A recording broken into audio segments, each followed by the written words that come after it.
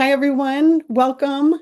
My name is Jen Crava. I use she, her pronouns. I am the Director of Learning, Grants, and Research here at Forecast. I'm really glad you're here for today's conversation. This is the fourth event in our Creative Power Civic Purpose series. And today's session is called What Binds Us? Trust, Neighboring, and the Cultural Work of Democracy. Excellent. I just want to start with a big thank you to the Educational Foundation of America. And Jen, I'm sorry, the slides are not working for me. If you would be able to advance them for me. Thank you. So a huge thank you to the Educational Foundation of America, or EFA for short, for supporting this series and helping make this learning space possible. Next, please. Mallory, Roxana, Nizam, and I are your hosts for today. I'm based in Minneapolis, Minnesota, and Mallory, who is our curator of programs and partnerships for Forward, is based in Atlanta, Georgia. For those who are new to Forecast, we are a Minnesota-based nonprofit that funds and advocates for public art, advancing justice, health, and human dignity. A quick look at how we will spend our time together today. We've got 90 minutes together, and we'll start with some grounding in the series and today's topic by Ash Hanson. Then we'll hear from two incredible creative leaders who will each share a bit about their work, and we'll move into a panel conversation where you'll have a chance to ask questions. All of today's session will be recorded and shared back with you and your networks. So why are we doing this series? We created it in order to ask the question, what does it look like when artists and arts groups are seen as critical civic actors and collaborators, helping communities imagine, build, defend, and sustain a healthier democracy?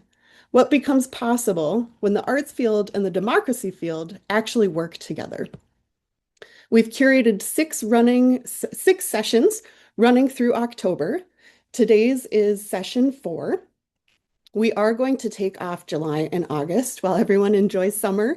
And then our final 2 sessions this fall will focus on artist and government partnerships for more responsive institutions. And our last conversation will be about funding. And then just a quick note that recordings from our first 3 sessions are available on our YouTube page if you want to check those out. The first one is Arts and Culture as Vital Civic Infrastructure. We have one called Knowledge as Power, Demystifying Civic Systems Through Creative Practice. And the third is Deep Roots of Belonging, Lessons from Rural and Southern Cultural Leadership. Again, those are all on YouTube. So today's conversation will explore ideas like trust and neighboring, belonging, cultural identity, preservation, storytelling, and civic participation. But more importantly, it will ground those ideas in practice and in people. Recently, I hope you were able to see and hear the speech by the Obamas at the opening of the Obama Presidential Center because, wow, Michelle Obama offered one of the most compelling definitions of democracy that I've heard in a really long time. Speaking about the campus, she said, "We want you to come here and put away your phones and talk and laugh and cry because you're going to cry and make new friends. Get your hands dirty in my garden. Put your baby on a swing in the playground. Have a romantic picnic on the Great Lawn, because that's the work of democracy too. Being neighborly, taking care of public spaces, having some fun, enjoying each other, shaking out of the isolation and division that have crept too deeply into our lives." Not democracy as a system, but democracy as a practice. Democracy as the act of showing up in public life together. Democracy as relationships, stewardship, joy, connection, and care. Democracy as the ongoing work of overcoming the isolation and division in our lives. I think that framing really gets at the heart of today's conversation. We're going to hear from 3 extraordinary leaders working in Minnesota, North Dakota, and Missouri who are helping people connect across difference, care for place, preserve culture and memory, strengthen community life, and imagine futures rooted in both belonging and possibility.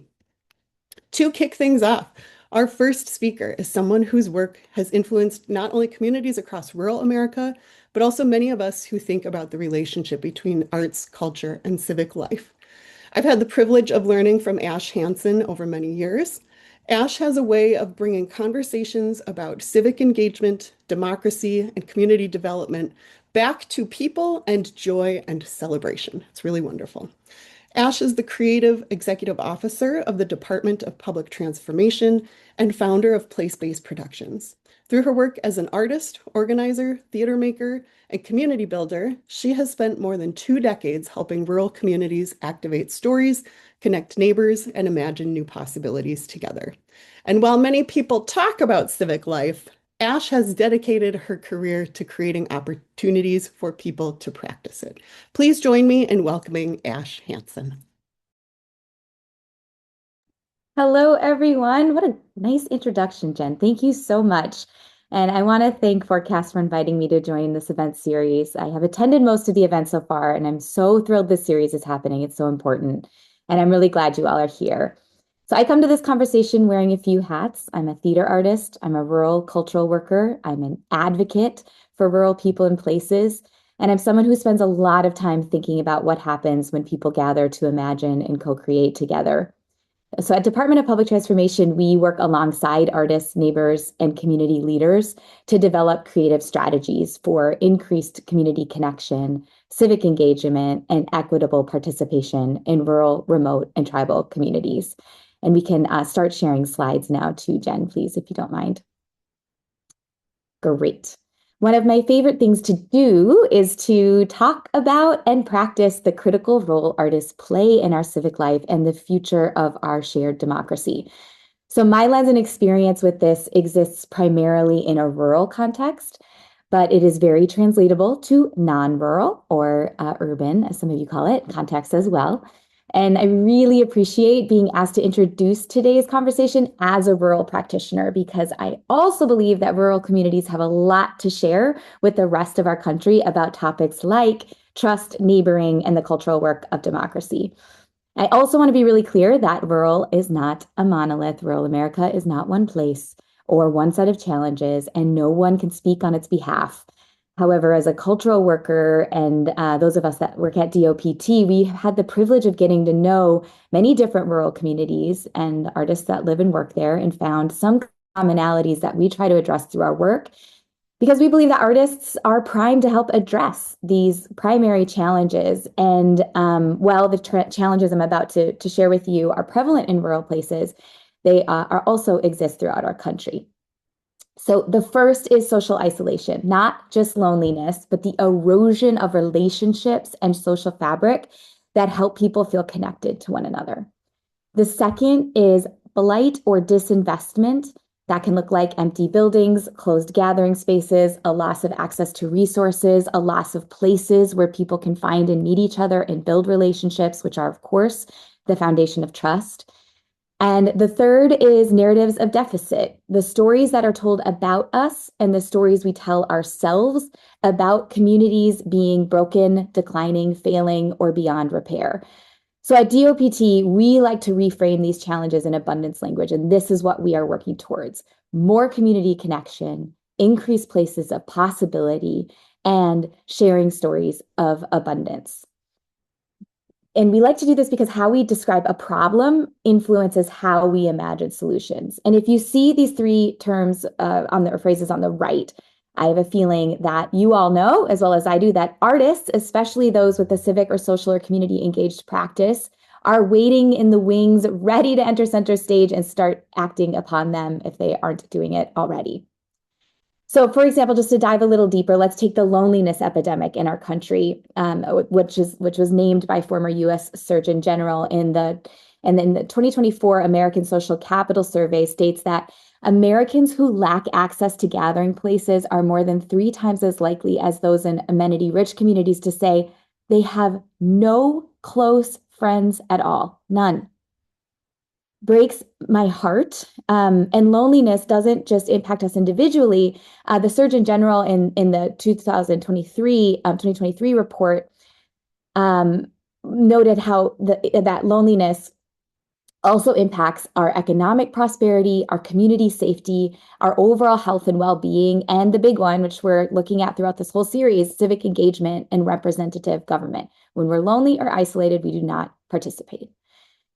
So we're hearing a lot about declining trust in our country. And the data is pretty clear that trust in many national institutions have fallen dramatically. Trust in government, trust in media, trust in elected officials.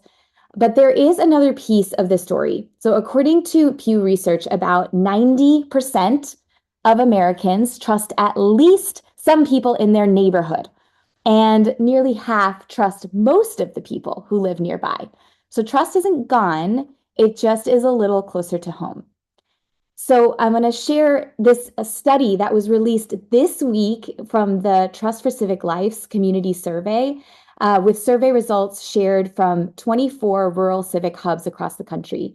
And I just pulled a few key findings, and you can find the full report at the link in the chat. And I really encourage you to take a look at this.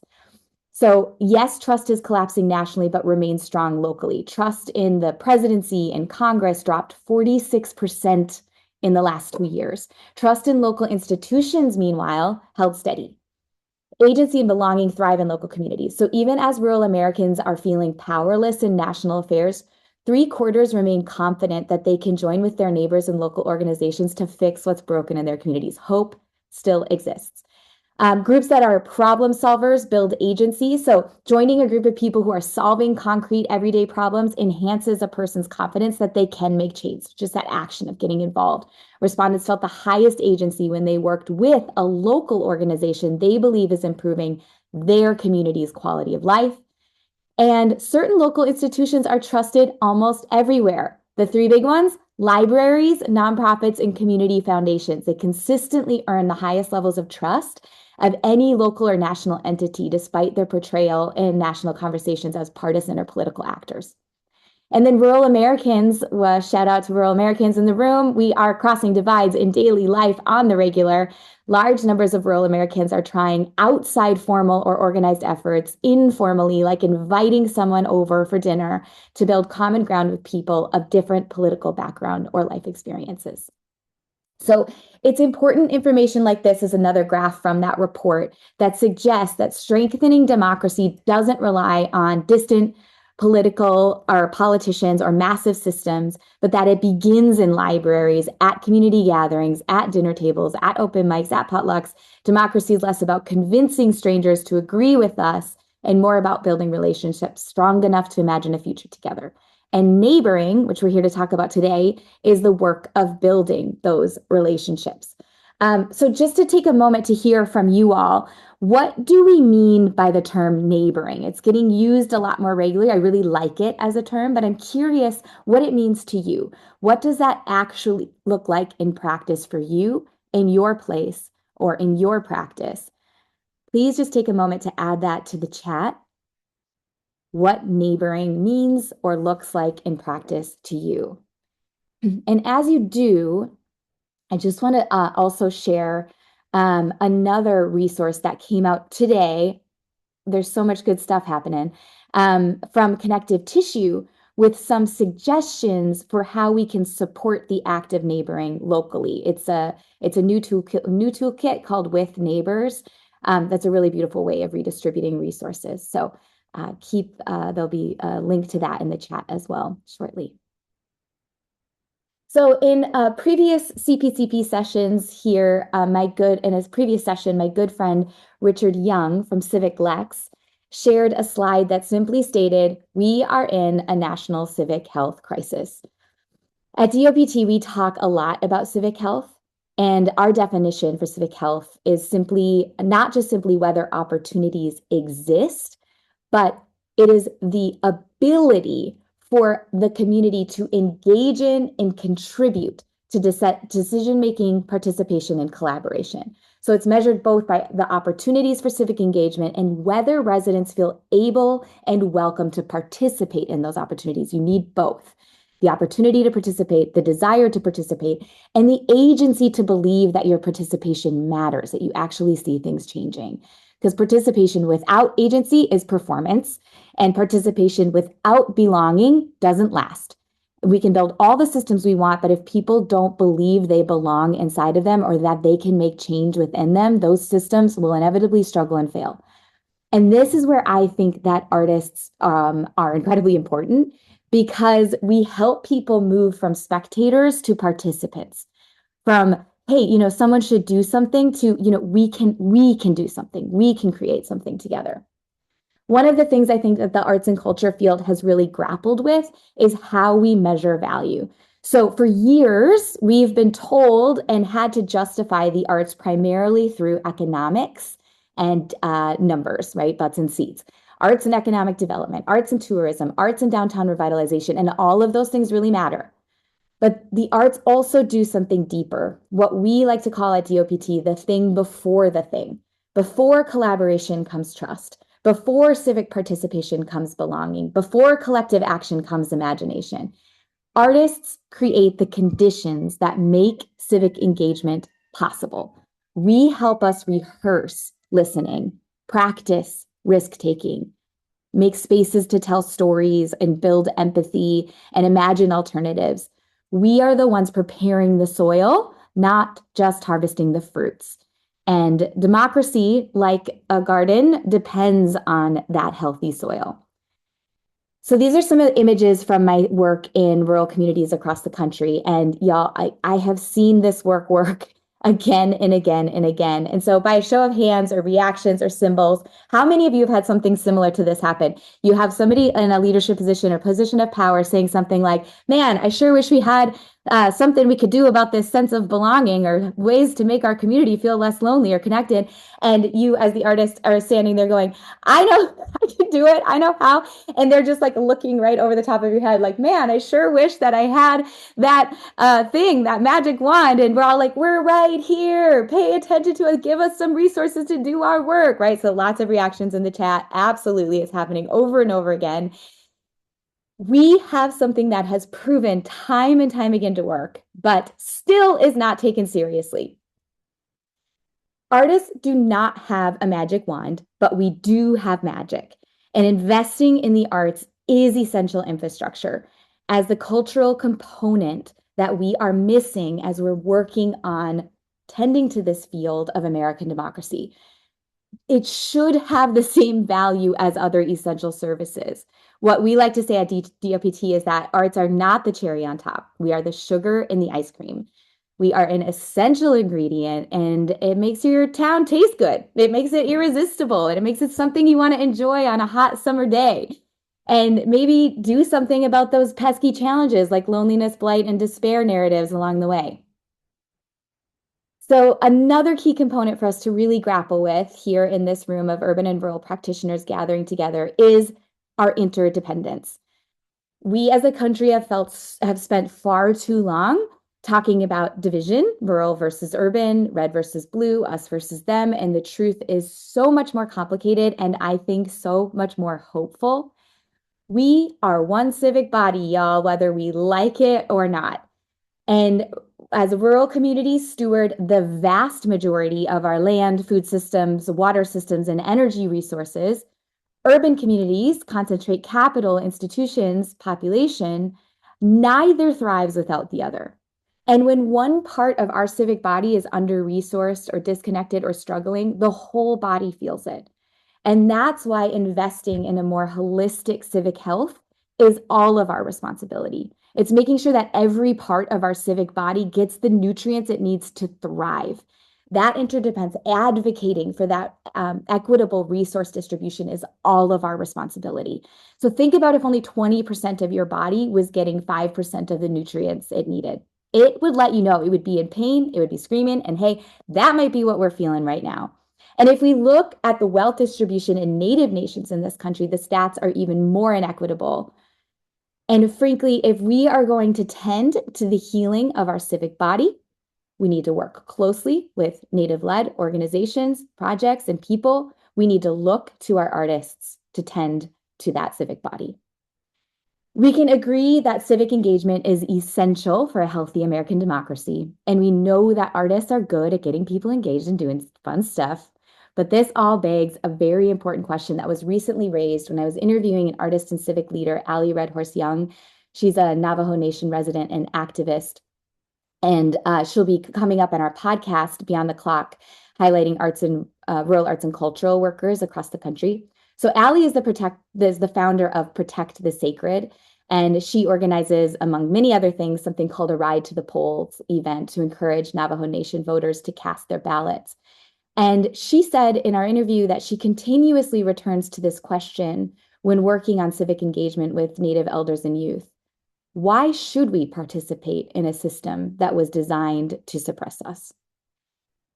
So please do come find out what Ali has to say about this at our upcoming event, but also just a reminder that this is an important question for us to keep asking. Should we be building trust with a broken system? Is the system fixable? If it is fully broken, can we actually co-create something from the rubble? And how do we measure things like trust, neighboring, and belonging? And it's almost as if we're asking, how do we measure progress with something like playing an instrument? Or there's always something that we can do better. There's always more to learn. There's always further that we can advance it. But I really believe that these words, trust, neighboring, belonging, need to be seen as verbs and not nouns. They need to be a practice. And we need to really look at the role that artists and civic workers together, those working in the democracy sector together, have in strengthening these practices. So recently, I was really honored to be a part of a group of artists and civic practitioners working together to really try to define this. And we came up with an invitation to a new civic future, which will be included in the chat here. And what we were able to wrap our heads around of where this work is really working is that it starts with being relational, generational, proximate, participatory, and alive. It has to be fun. It has to be engaging. There's more in the New Civic Futures chat link if you want to go deeper on that. So often artists and cultural workers spend a lot of time asking for a seat at someone else's table. Please call on us, please invite us, please let us in.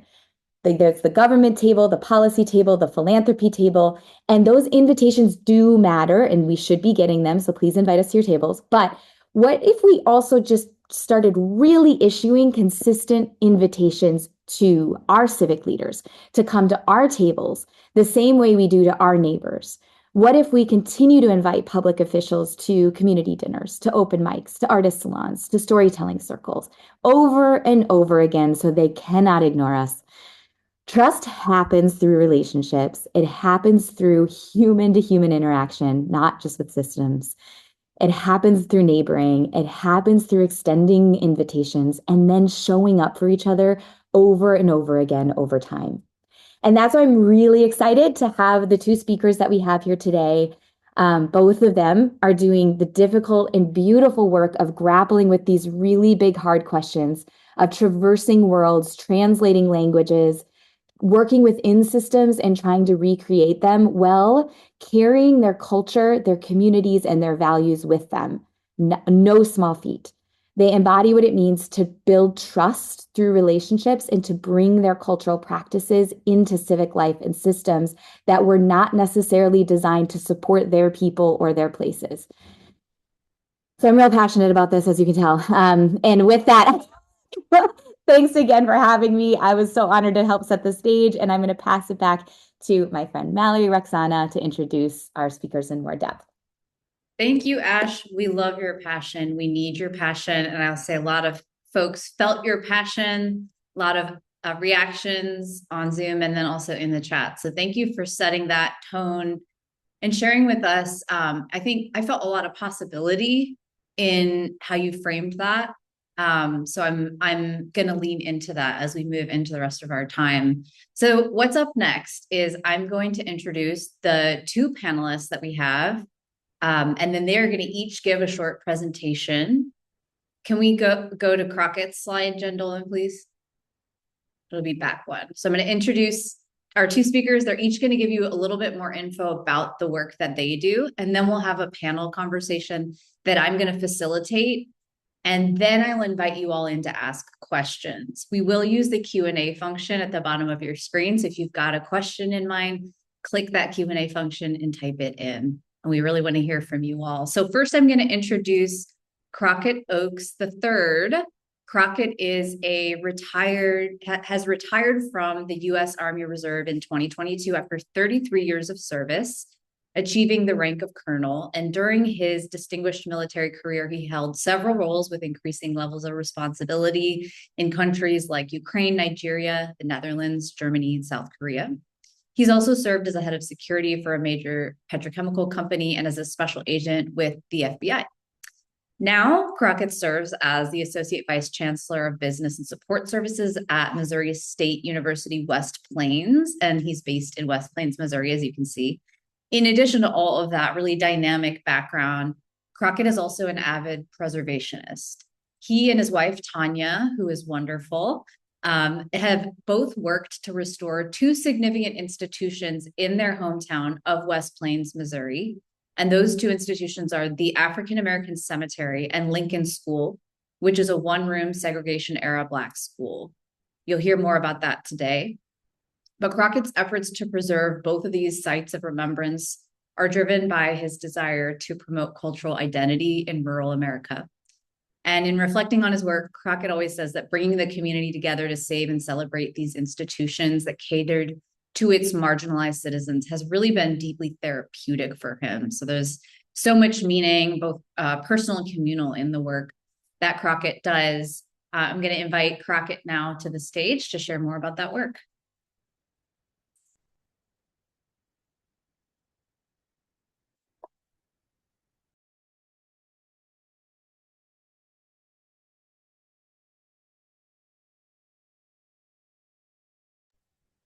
And Crocket, we can't hear you. You might be muted.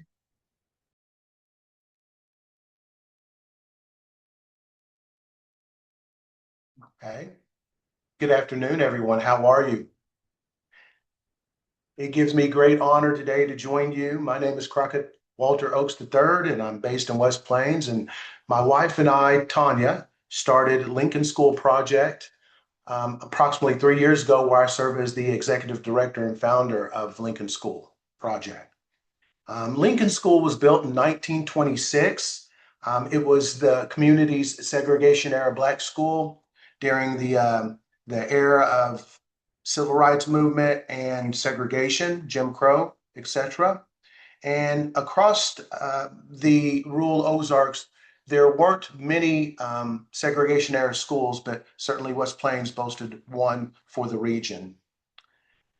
The question that we ask ourselves is, how can a building that was designed and built for separation and division be repurposed and reimagined to come together to bring folks of our community and beyond together, and obviously to build trust? And that question has guided pretty much everything that we've done today.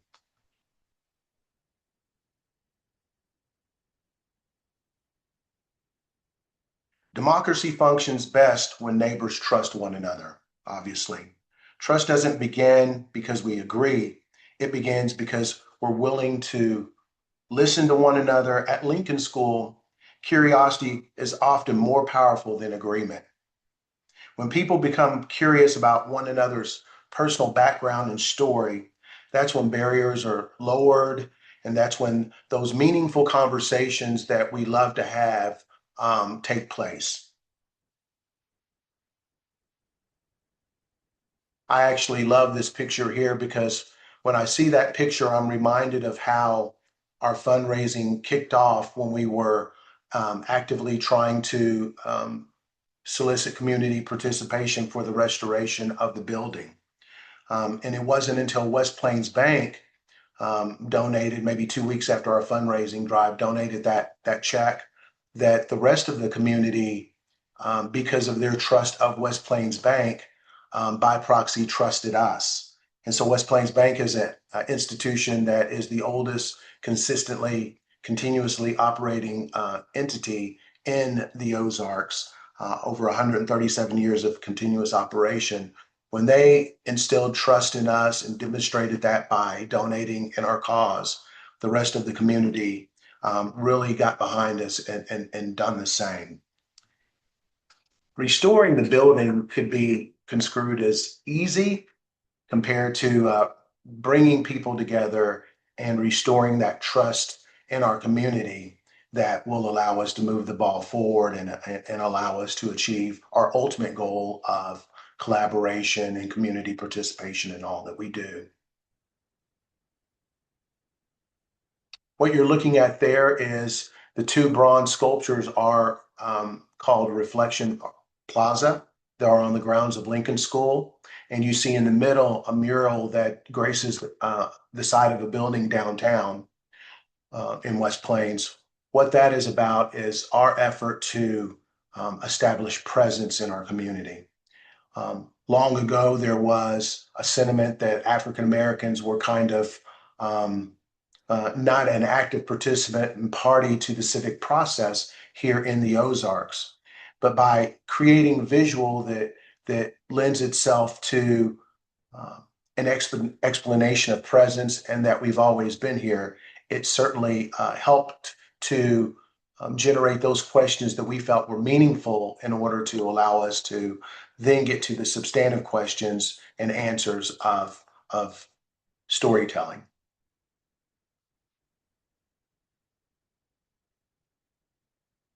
And what we also found too was that art actually lowers individuals' defenses. And so to look at something pretty and to imagine what the artist was contemplating when they drew that has been the subject of many a story and many of dialogue on the grounds of Lincoln School. And so we love that aspect of what art has done to our effort. And then bringing people together inside of Lincoln School. Lincoln School has hosted a number of different things. We've hosted international renowned artists, art salons, Charlie Palmer. We've had Lincoln University's choir to come to West Plains and perform a concert in Lincoln School's honor. And then we've been able to bring the Celia Newsom Coalition to Lincoln School. And the Sylvia Newsom Coalition is a very impactful effort that brought together two families of different ethnic groups, one slaveholder, one slave enslaved family descendant, coming together in Lincoln School to discuss their feelings and the impact of this dynamic within their family. And to see that play out and to hear our audience within Lincoln School engage those various groups was very powerful and stimulated a lot of conversation that has been sustained over the last year since they were there. And if we don't know your name when you walk into historic Lincoln School, we will certainly know your name and where you're from and what was your motivation for attending our program before you leave. We think that what we call radical hospitality, and all of our volunteers actually go through a little bit of a mini boot camp to exercise radical hospitality. We think that that's a way to, again, lower barriers, because when people understand that they are respected for who they are and they're respected because they are in that space, that's when meaningful dialogue again takes place, and that's when they feel most comfortable and willing to chime in to the conversation that's being had. And you heard me earlier talk about Reflection Plaza, but let me put a little bit of flesh on the bone about Reflection Plaza. The thing that drove the creation of Reflection Plaza was a quote by Martin Luther King Jr. And that quote is, "I've decided to stick with love. Hate is too great a burden to bear." And I love that quote, and I wanted to embody that quote. I wanted for people to feel that there was love anywhere around Lincoln School. Never mind the division that created the genesis of Lincoln School as a school in 1926. We want for the community to know that that hostility and that division no longer exist. Yes, we've restored the building. Yes, we're on the National Historic Register and all of these things as because of the historical value of the school. But we don't want for that separation, that segregation to continue. And so while you might not ever come to a program that Lincoln School is offering, when you pass the grounds of Lincoln School, you can't feel nothing but love whenever you see a 7 foot tall bronze sculpture on a 3 foot tall pedestal, so 10 feet in the air, in the likeness of my wife at the age of 6, giving you the hand and heart iconic love sign. You can't help but to feel some type of love looking at a sculpture like that. And then to see a 4 foot tall boy on a 3 foot tall pedestal rendering a hand salute. Again, we're a very patriotic community, and I knew that by demonstrating my patriotism and the patriotism that has always existed within top walls of Lincoln School, we felt very powerful, a powerful urge to demonstrate this because we knew that it would resonate with our community.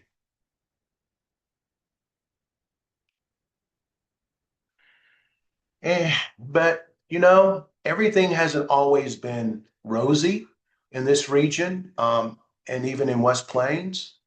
And we don't want to whitewash or cover up or mislead any of our um, patrons of programs.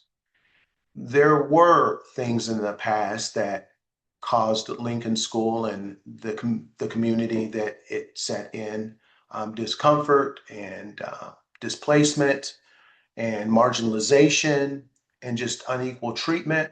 And these are the articles that I've selected. There are a few more to illustrate that point. We don't want to forget, but at the same time, we want for that collective memory of our shared history to be understood, have appropriate dialogue around that, and for us to look forward to the future of our community through the eyes of Lincoln School. What we've learned, I tell you what, this is a powerful story I'd love to share with you today. What we've learned is that our efforts are building trust, and they're building trust, in my opinion, in unlikely places. This lady that you see wearing the graduate regalia there is a retired teacher.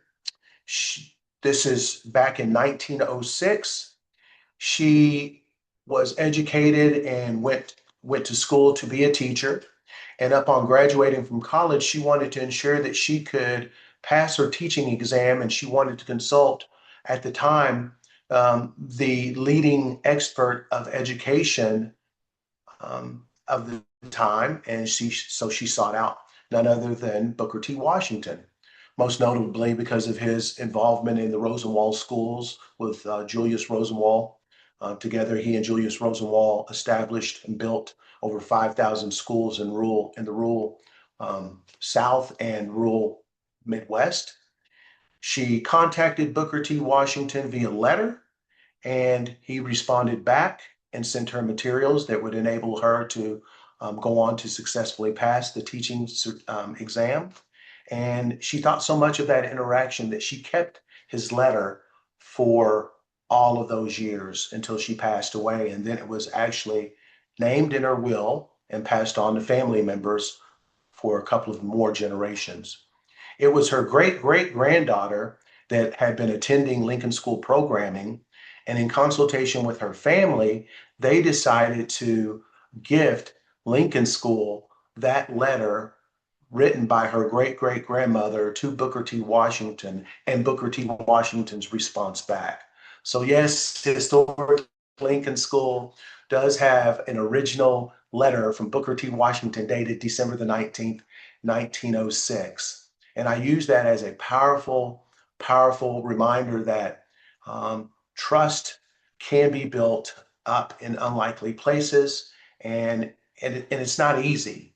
It takes perseverance, but most importantly, it takes authenticity and integrity in your programming and in your dialogue on an everyday basis with your constituents. You have to listen a lot. You have to share a lot. You have to celebrate together. And at times within the space of Lincoln School, we've even had to cry together. But I feel like it was all worthwhile whenever we can get to a place where our community can realize that it's been hurt, but it's on the rise and the future looks bright. So with that, I look forward to more dialogue in the panel discussion. Back to you. Thank you, Crocket. Thanks so much for sharing the work you're doing in West Plains and with the Lincoln School. We have another speaker I'm going to invite in, be Holly Dahl. And Holly Dahl, or Anpao Win First Light Woman, lives in Bismarck, North Dakota, and is a citizen of the Standing Rock Sioux tribe. Holly is an artist who specializes in Lakota forms of beadwork and quill work, which her mother started to teach her at 2 years old. Holly grounds herself with cultural values passed down by her family and applies them to any artistic, cultural, and community work that she does. Holly has over a decade of experience in the arts and culture nonprofit field. Currently, she works in collaboration with The Waterers, which is a collective of radical disruptors of philanthropy. Also as the program director for Ignite Rural with the Department of Public Transformation. That's the organization that Ash is also from, our first speaker. And lastly, as a program manager with Arts Midwest. Holly, welcome. Hi, thank you. Can we pull up my slides, please? And hi, Ellen, I see you in the chat. Thank you. Hello, greetings, everyone. I would like to actually first introduce myself in my Lakota language. So, Han mi takuyapi, petu ashte, yuski yamantianke, tankte washte na petu yuzapi, hukpapa Lakota matahan, pawin imatiapi. And translated, that means greetings, my relatives. I'm very happy to see you. It's a good day, and I'm greeting you with a warm heart and a handshake. I am from the Hunkpapa Lakota, and they call me First Light Woman. I also want to note that today marks the 150th anniversary of the Battle of the Little Bighorn. If you don't know what that is, I highly suggest you do some research into that space. My great-great-grandmother, Shotawin, which means smoky woman, was actually at that battle. So I have to acknowledge that and bring that into the room with me. I am a woman of many titles. Professionally, I am an arts administrator. As noted in my bio, I have the great honor of working with Arts Midwest, which is a regional arts organization, as a program manager there, where I get to work at the intersection that I absolutely love, which is arts, culture, and community and well-being. I do that same work in Department of Public Transformation, which I might refer to as DOPT, otherwise I'll get tongue-tied. And I'm also a waterer. So yes, professionally I'm an arts administrator, but I do hold many titles outside of that. I am a Lakota cultural artist, first and foremost. I do Lakota beadwork. I do Lakota painting. I've made regalia, you name it, I've probably made it. I also like to work with porcupine quills. So I like the kind of artistic work that chews at my fingers. I find it cathartic for some reason. I'm also a painter though. I do both traditional and contemporary painting, watercolors. I love it. And I do some writing as well. So I'm getting into poetry. So you'll see that today I hold that title along with the titles of wife, daughter, sister, and auntie. I'll be sharing a little bit about my work at DOPT specifically, but I really will be speaking mostly today from my own lived experience as a Lakota woman moving through the arts and culture nonprofit world. Next slide, please.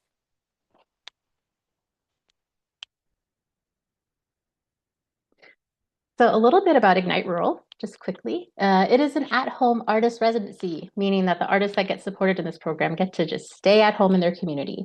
There's no expectation for them to travel anywhere unless they want to. But it's focused on uplifting rural artists who are in the early stages of their artistic practice and those artists who engage with social and civic work. It's designed to support artists of color within the upper Midwest, so the states of Minnesota, North Dakota, South Dakota, and the 23 Native nations that share that geography in communities of 20,000 or less. Next slide, please. So the artists that go through this program get supported pretty well, I like to think. They get $12,000 for an 8-month program. 4,000 of that goes to their creative fund. So they're able to spend that 4,000 however they want, as long as it furthers their artistic career. In addition to that, the program is really designed to support them as people. We're really human first at DOPT. So we give them an $8,000 living stipend. That is $1,000 per month. And the fantastic thing about that is they don't have to tell me how they spent it. They can use that money however they want, as long as it helps them focus on their own well-being and make time for their own creativity. In addition to that, they do get up to $800 in reimbursement for anything they deem that furthers their artistic development or enhances their wellness or well-being. And that is a really, really flexible reimbursement fund. I've had artists do like, I need a massage this week, so I'm going to go do that. I'm like, you do that. Absolutely take care of yourself. To be getting the at-home gym, to vitamins that they need, to new running shoes, to headphones, anything that they need. It's really self-defined in that space. So as I mentioned, it's an 8-month-long program, and it is a cohort model. So they get to engage with each other through an in-person retreat, virtual workshops, everything of the sort. They also are invited to participate in a short video that documents their work.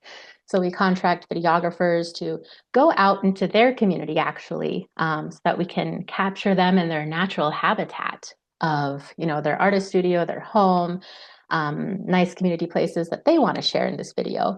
And they really do have a say in what's captured and what's shared out.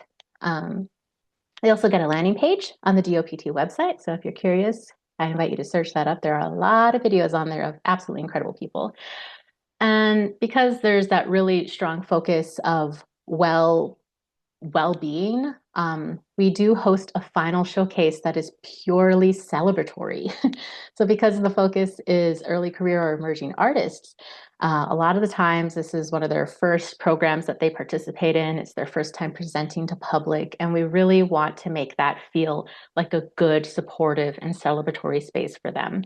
So we host this final showcase in the hub, the headquarters of DOPT, which is in Granite Falls, Minnesota, at the Yes House. And of course, they get direct support from me should they want it. Next slide, please. So when I was talking with Forecast here about, what I'm going to share today, one of the prompts that they offered was just, how do I work with trust and neighboring? I lead a lot from what I learned from my family, my community, and my culture. And oddly, this might seem weird, my grief. So I lost my father when I was 17 years old. And when I'm asked about my work and why and how I move through my work the way I do, that is the one moment in my life that I always look back on. I mean, there are many different moments that definitely came together to bring me where I am today, but that was definitely a pivotal one. And the reason why is because of the way my community came to care for me. So we have this practice in my culture when we're grieving. There's a whole ceremony, a whole process that's over a year long minimum for when someone is grieving. But at the very start, what people do is they come together, and in ways that are very, very intimate. So at my father's funeral, we were having a ceremony, and my family, not even just my family, but my extended family, people that I had never known previously, and people that I really haven't seen since, came together to me and my family in this moment of grief. And they came up and they brushed my hair. And then someone else came up and braided it for me. And another person came up and had a ladle of water that they put to my mouth. And then another person who I never knew came up and hand fed me. And that's something that I still hold because it's just this number one example in my life of selflessly caring for people in your community. So I come from a culture where care isn't transactional, right? It's expected because our well-being was and is and will always be intertwined and connected. So that's what really shaped my worldview and my personal philosophy on how I work with trust and neighboring and how that does show up in my career. Some of the pictures here are just snippets of the work that I've done. So back in 2019, I co-founded the first Native American artist cooperative in North Dakota called Native Artists United. And I did that in a moment of crisis. I was losing my job at the nonprofit that I was with, and I did what I learned from my community, which was I asked for help. I went to a Native-led nonprofit in Bismarck, North Dakota, Sacred Pipe Resource Center. I got to shout them out. And I was explicit in saying, I don't know what to do. I need help, and I need someone to help me figure this out. So within 2 months, we created a board, we created bylaws, and we incorporated. It was a lot of work. But through NAU, we were able to create an artist network of small business owners, entrepreneurs, and we boosted the local arts economy through that work. We also hosted a series of professional development trainings, a lot of art markets and pop-up markets, and really boosted quite a few artists from people who really didn't even know how to do art. So we did art classes, and then they built all their way up to becoming a small business themselves. So the bottom right picture is a workshop that I held in collaboration with First Peoples Fund on professional development. And then the top right picture is just a picture of one of the Ignite Rule cohorts, because I really do hold and carry the people that I work with in everything I do. So I've been in the arts and culture field for a really, really long time, my whole life, I just want to say. And I really don't forget anyone that I work with. And I bring them into these spaces with me. And I hope that I can convey my own approach to this topic as well as I can today. And I hope that at least some of what I share today can be adopted into your own practices. Next slide, please. I believe my last one. I really want to end my opening talk here with a quote from an artist that I worked with through Ignite Rural. She worded it very, very beautifully. Being part of Ignite Rural had a profound impact on my artistic practice and my personal perspective on how I create art. For one, I felt so heard and understood in relation to the complications that can be part of being a rural artist, and it made me realize I'm far from alone. I was inspired by being in space with other rural artists that it gave me a sense of possibility and play within my art. So I'm very happy and thankful to be here with you all today, and thank you for letting me share. I'll hand it back to Mallory. Let's give Holly and Crocket some love. Thank you both for bringing your full selves to today. Crocket, you're welcome to come back on screen. I just want to share a few little threads I noticed of connections between the two of you. I heard a lot about care, different forms of care that you both receive and offer in the work that you do, in the communities you're in. Grief, both of you talked about that. Moving through rupture and friction, but that's not the end. It's sometimes the beginning of something. And then also just creating, both of you are creating new things, creating spaces for people to come together that didn't quite exist in that form before. And all of this is part of the creative power and civic purpose that we're trying to convey through this series. But also really you're kind of getting to the intimacy, the level of intimacy that is required in the trust, belonging, and cultural work of democracy. So we're going to kind of get down to that level as we move into our questions here.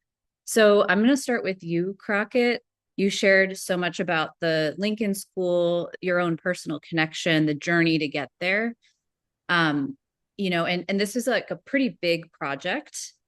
But we also know that this more intimate interpersonal work of trust, of neighboring, the cultural work of democracy, it's not fast. It doesn't just happen overnight, right? So I would love for you to share with our audience bit more specifically about some of the tactics that you and your team used to build that trust in West Plains?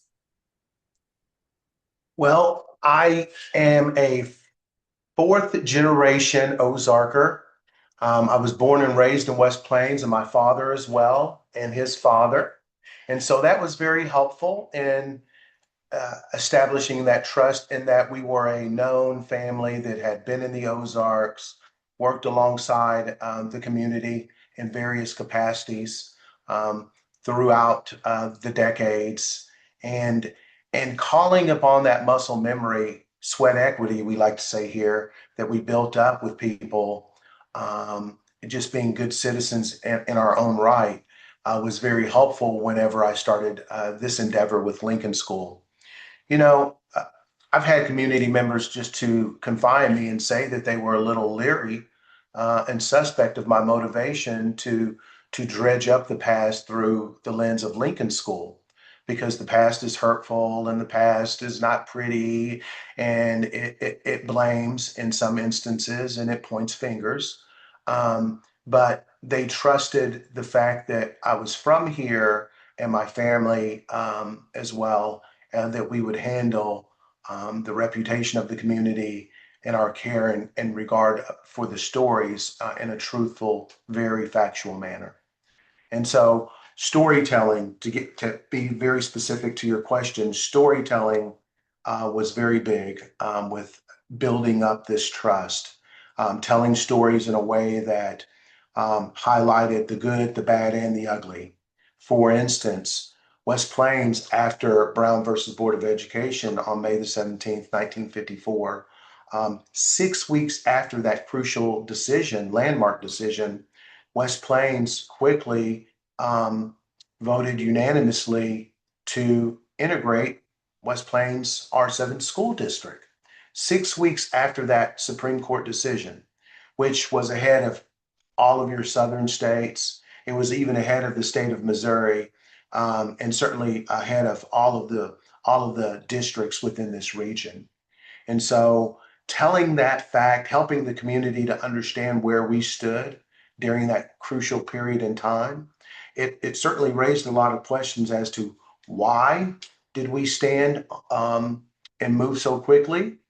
But they were grateful to Lincoln School for presenting that fact to the community. And I think once we were able to do that, then we could talk about this whole issue of the Exodus and this whole issue of cross burning that took place, steps down from Lincoln School. And so it's a balance. I'll stop right there, Mallory, but thank you for the question. It's a good one, and we work at that every day. So I'm hearing storytelling as a tool, which stories to tell, how to tell them, when to tell them. That's one of the tactics that you used. Thank you for that, Holly. I'm going to ask you the next question. So you shared a bit about the Ignite Rural program through DOPT, and how it supports rural artists who engage in social and civic work, specifically in the early stages of their practice.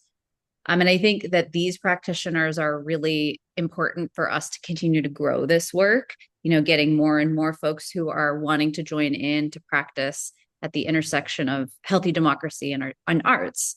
So what have you learned about the kind of support that creative leaders are going to need to thrive and best support this kind of practice? Yeah, I actually I'm going to look over at my other screen because I have a lot of notes for this question. I first want to address that our current system approaches artists with skepticism first. The way it's set up is that a lot of artists have to prove their value or their worth to be deemed worthy of being invested in. So that alone, I think, deters quite a few people from sort of professionally stepping into the field. And I've been saying this for years, I think what artists and civic leaders need is really just more emphasis on confidence building, cheering on, and trusting up front that they can do the work that they're doing because they already know their community and what they need in that space. like Ash mentioned in the introduction about a garden and healthy soil, as with anything, if you nurture it, it grows. And there are a couple artists that have gone through my program that I really want to highlight in this question, and how just supporting them really propelled them. So all of the artists that have gone through the program have been early career, their first time doing the work. But there were a handful that really just took off. And one of them, her name is Suri. And when she came into the program, her dream was to create a fashion line in collaboration with local artists. So they all came and created different art with different mediums, actually addressing their own struggles with mental health. And then she had a photographer come in, take photos of it, and then she put those photos onto different clothing items, and then had the artists display and model them through a fashion show. And from that really sparked her passion around bridging mental health and art. So she went on to create a nonprofit called Creative Healing Space, where she continues to create intentional safe spaces that utilize art as a form of healing and community building. Another artist that has gone through the program, her name is Leah. When I first met her, she had freshly left the world of being a paralegal and was taking the risk of becoming an artist full time. And she really dedicated her time to wanting to uplift stories of transracial adoptees. So she was from China, adopted into a white family in rural Minnesota. And her passion for this came from wanting to tell her own story about how she navigated that in life. And by doing so, she created a short animated film called Chopstick, which I also recommend to look it up because it's really cute and really good. And she is dedicated to creating films that are rooted in a deep commitment to uplifting underrepresented voices and communities, really, really emphasizing expanding narratives that center adoptee perspectives and rural stories. She really has grown from there. She put that short film onto the national film circuit. She's won multiple awards for it and has dived deeper into documentary work. And then another artist his name is Rocky. When I first met him, he was very shy and he also wanted to talk about his own mental health struggles that were really triggered with COVID, and a lot of panic and anxiety around, what happens and when we're all in crisis. And he used the program to create self-published his very first physical comic book with some characters that he had been working with. And then he went on to launch Rockaturas in 2020, which is a whole website, merch, and multiple comic books on that character that he created named Twitch. That really helps him talk about his mental health issues in ways that are artistic and meditative. He's also done really large-scale exhibits, traveling shows. He's on the Comic-Con market. He is traveling all over the place, and he hopes to actually create an animated series. And I share those stories because, one, it shows the impact of having programming that is designed for well-being and blind support, and how one artist can have a massive ripple effect. Two, all three artists have reciprocal relationships with their communities, and they draw directly from their own lived experience, which, surprise, humans tend to relate to other humans, and it's natural to want to seek community with each other. So I want to say that artists are often the most effective civic leaders that we have. They're the ones that go out into community. They're the ones that create the space. They build relationships. They sit and listen and engage. They help people imagine. And then by doing so, doing those actions of just being a neighbor, right? They're actually strengthening the entire social fabric of communities. So tie it back to the question of what I've learned about what types of support that they need is unrestricted resources, cheering them on, and getting out of their way. Thank you, Holly. When you were doing your presentation, I was thinking, the well-being side is often not tended to. I mean, I think generally, but also in the types of programs that we often offer in the arts and culture side. And I think what I'm hearing from both of you is that that's a really big part of having the groundwork laid to be able to build this stronger social fabric, trust, neighboring, belonging, all of those things. I'm going to pivot forward a question, y'all. So we're going to kind of bump up slightly.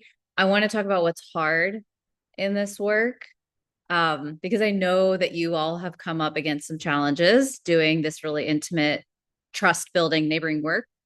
So could you maybe share one or two things that have been challenging about building a culture of trust and neighborliness? And then if you were able to overcome that challenge, if you can share a bit more about how you tackled it. Crocket, can I go to you first?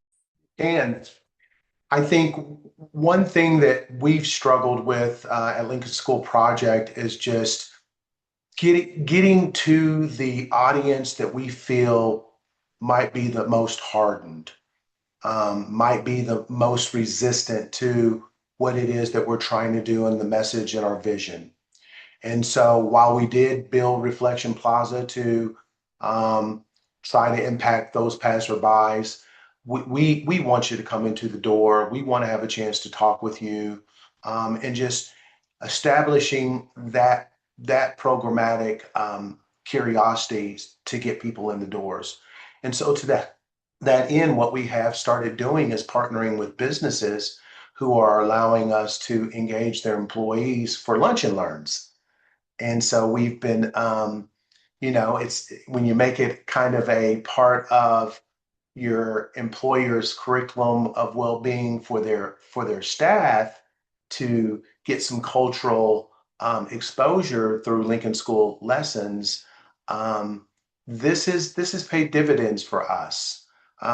It's kind of an untraditional way of doing it here in rural America.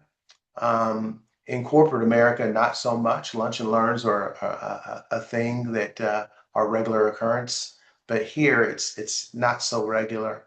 And I'm pleased that the partnering with employers to allow me to talk to their employees on, say, anniversary luncheons and community gatherings. If they don't come to Lincoln School, I'm highly mobile and will go there. And so that's been helpful. Videos as well. I mean, Mallory, I must say, Lincoln School Project, and just a plug for what we're doing in our videos that are out there. If you go to my website, lincolnschoolproject.com, on our video tab, we've got a lot of interesting videos and oral history type interviews that we've conducted that have helped to engage various corners of our community as well. So please check that out. I'll answer. I think kind of in a almost similar vein, actually. Just slightly different is I have historically and I continue to struggle with translating current system languages into practices that are cultural or community first ways of thinking. So for example, like I make a program and I use a lot of nonprofit jargon. And I'm like, my intention is this is meant for artists in rural communities, artists of color, people who may not even call themselves artists, but are doing the work. How can I get this to them? And I've shared programs and languages with people, and they'll see it and be like, I don't know what any of that means. So like the balancing act of translating, something that is, an arts administrative role and where you want to have that impact and get out resources into community who may not actually know the jargon that I'm using. And then also because language is so important when working with communities and rural communities and communities of color, differentiating between being extractive and being supportive, because that is a really fine line, actually. I'll very quickly tell a story about how an artist that I worked with, I had a component in Ignite Rural, actually, where those short videos where I used the language of you can opt into participating, because that actually came from this. It was a requirement at first to be like, hey, we're going to do this video on you. And that came from a mentality on my end and DOPT's end of being like, this is going to benefit you. This is our way of supporting you. We're putting all of these resources into this because we think you have an amazing story and we want to capture that as best as we can. And we had the videographers at our kickoff in-person retreat, and it was a really big setup. And then after they had left, one of the artists came up to me at brunch the next day, and they were struggling with feeling good about what happened. And they were even struggling with telling me why they didn't feel good about it. And it wasn't until I used the term extractive. It felt extractive to have a camera in your face and having someone be like, wow, what are you taking from this? How are you feeling about this opportunity? That then being able to put that language into it for them was something that like, oh, that clicks. So then we moved to having it be optional, which is, optional is always good. But also just noting from that learning experience that a challenging thing is swallowing the fact that you will fail. You will fail and it's okay. It's okay. Because we practice humility, right? And if something doesn't work, that's okay because feedback like that is a gift. The goal of the work isn't perfection, is to stay in relationship. And trust isn't built from never making mistakes. It's built because people see how we respond when we do make those mistakes. I saw some head nods from your fellow speaker. Crockett, do you have anything you want to add?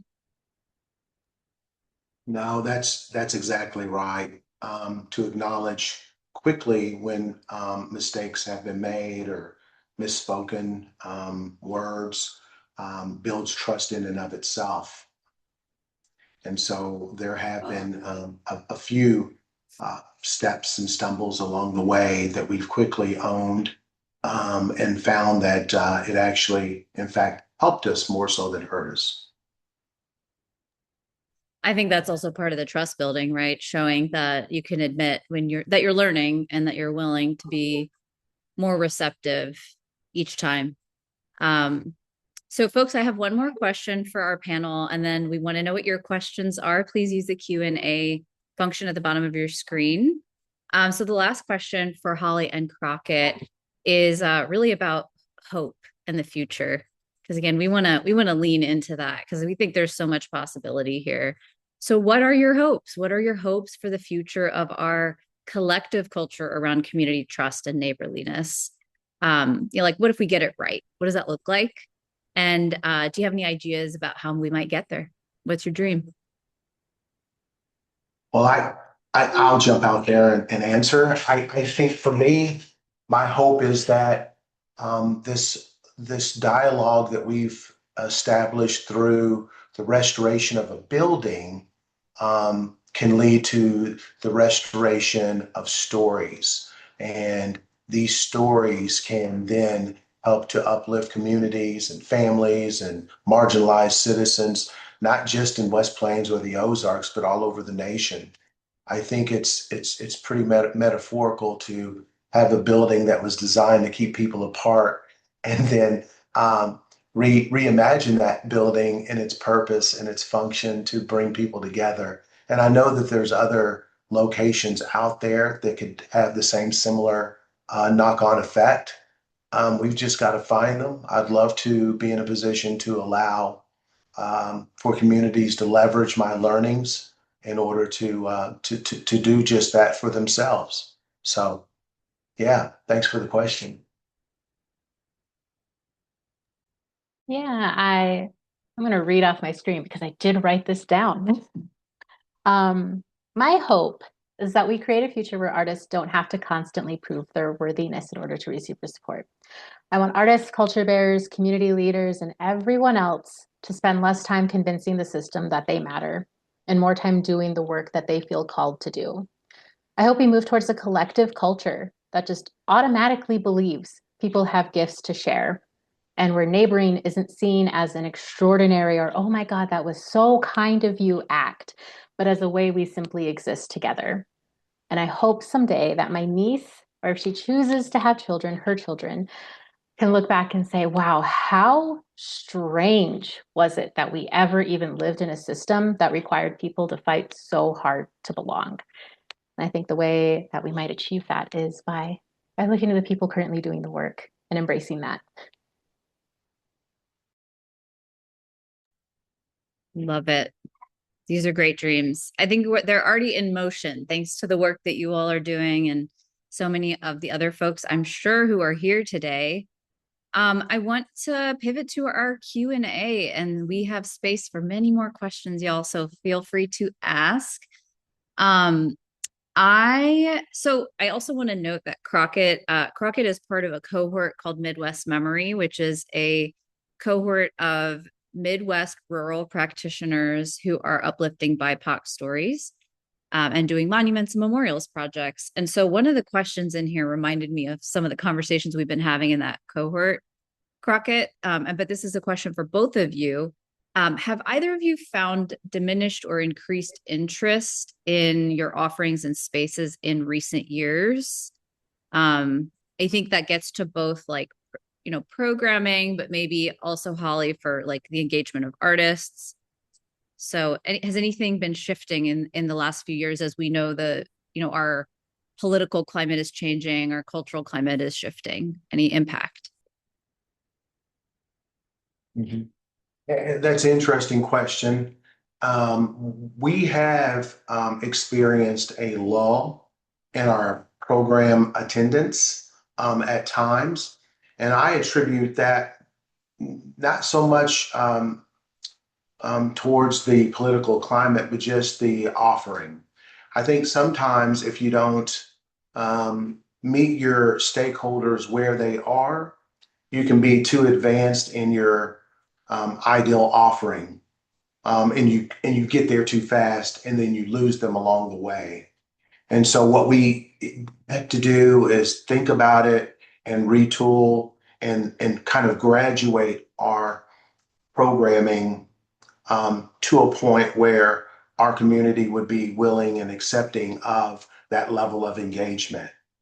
And so while there was some diminishing return there, I think it was just a matter of understanding our stakeholders to figure out how to engage at the right level for the right thing and for the right reason.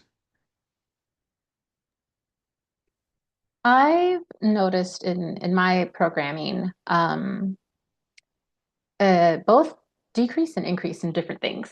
So there's a decrease in the need for professional development, actually. And I think that's just because the capacity of some folks this year and last year, with everything going on, it's just a lot to hold, especially with the artists that I work with and the organizations that I work with, where they are doing that on the ground responsive work to community, asking them to be like, hey, do you want to come to this webinar on how to update your website? Like it's it's not that great. But I have seen an increase of engagement for folks when it's just like peer connecting, where it's just like space where we can come together, talk, and vent and relate with each other, even virtually. Like people are really, really hungry for that. And I do have really good re-engagement from my artists. So like for Ignite World, for example, over 3 cohorts, I've supported 18 artists, and 14 of them are currently active and engaged in things that the program offers still. I'm gonna editorialize a question. So thank you for the grace, Katie. So Katie is working on a newish city arts festival in Bloomington, Minnesota, and looking for some inspiration. So give us some inspiration, panelists. And so looking for an activation that helps to ask hard questions, pushing difficult subjects around like a division in the community. It's a division between East and West Bloomington, which falls closely along a rich-poor divide, a red and blue divide. So this stark division, and wanting to understand how might you activate around that dividing line in the context of a festival. Any thoughts from what might work? Pharrell Williams, the musical artist, grappled with that same challenge in Miami, Florida. And I would encourage you to go to his empathy on masterclass and see how he got after that issue. But one stark thing that I remember about that was having engagement before the actual festival, so that by the time the festival rolled around, it wasn't cold and there wasn't any type of understanding of how it would play out. There could have been town hall listening sessions, I would think, associated with that. There could be engagement from various groups to be contributors and planners of the festival. And so, if everybody has busy hands and joint stake in this festival, it would come closer to succeeding in achieving its goals. But Pharrell Williams did tackle that in Miami, Florida. I'd encourage you to look at that masterclass, and I believe the title of it was Empathy.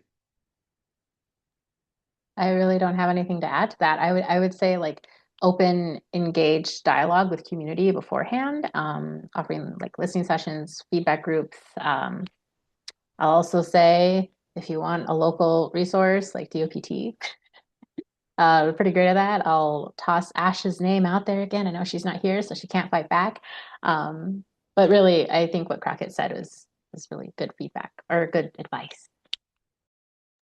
I think it's also a good reminder that whether or not we love this, it does take us some time to do that trust work, that healing work. Bridging divides is just it's a process. So I love that you all are kind of talking through. There are going to be multiple touch points in that process. The festival will just be one of them. So thinking about that before and even after too. What does that continuum look like? One more question in the chat. Can both of you share any future work, events, projects coming up that our audience should keep an eye out for? And you are welcome to share any links. Crocket, you look very excited and you're off mute, so go ahead. Oh, thank you for that question. Truly.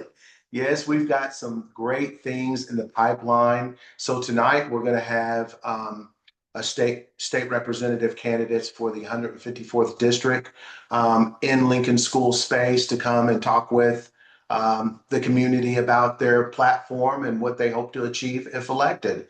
And we like doing things like that for the community to hit from a historical perspective.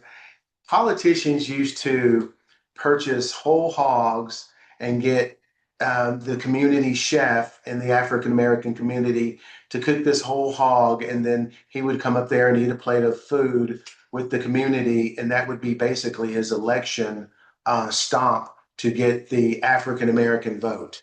And so we're kind of turning that on its head by having this listening session, town hall type session. No barbecue will be served. Only tough questions will be served for those candidates to answer. So that's one. And then the second thing I'd like to highlight, we do have on our website a calendar. So pay attention to that. And a lot of our stuff is videoed and then uploaded, either live streaming or uploaded after the fact. But we have something very cool in the pipeline. We feel like Lincoln School needs a mascot. And so we've developed this mascot for Lincoln School. And that mascot is going to help us to transport our message into the future. It has a historical lineage to it. It has an origin story, even just like a superhero. But this mascot is going to be used to help transport Lincoln School's message of kindness and civic mindedness, hopefully throughout the nation and ultimately the world. So stay tuned because a teaser video will be uploaded on my website this weekend. That's very exciting. I'll be looking for that video. For me, at my full-time gig, Arts Midwest, on July 14th, I'm actually opening and launching a program. So I will pop that in the chat. It's called the Midwest Culture Bearers Award.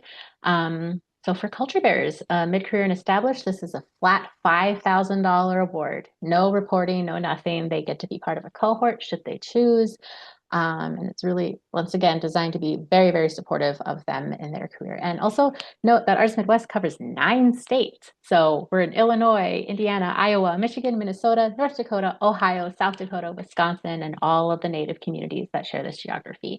And also at Arts Midwest in September, I'll be hosting a weekly webinar with featuring one organization each week from a program that I had called Cultural Sustainability that gave general operating support to nonprofits and fiscally sponsored organizations that work and serve communities of color.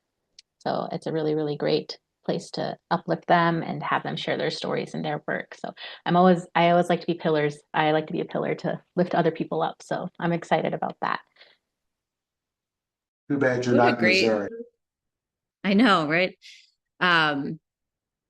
What a great final question. Thank you so much for that. Let's get some love for Crocket and Holly. Thank you so much for being here. Thank you, audience.